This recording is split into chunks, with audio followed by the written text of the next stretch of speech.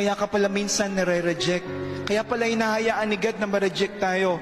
Kasi dinadala niya pala tayo sa mas malawak na plano niya para sa atin.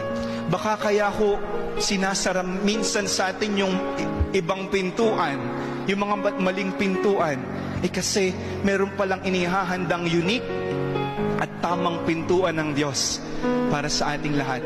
Baka kaya pala na-meet mo yung maling tao sa buhay mo kasi God wants you to realize or to prepare you to become a better person. Baka kaya pala we meet some unfaithful friends kasi ang gusto ng Diyos, matutunan natin yung kahalagahan ng pagpapahalaga sa pagkakaibigan. Rejection does not mean failure. Rejection is not equal to failure.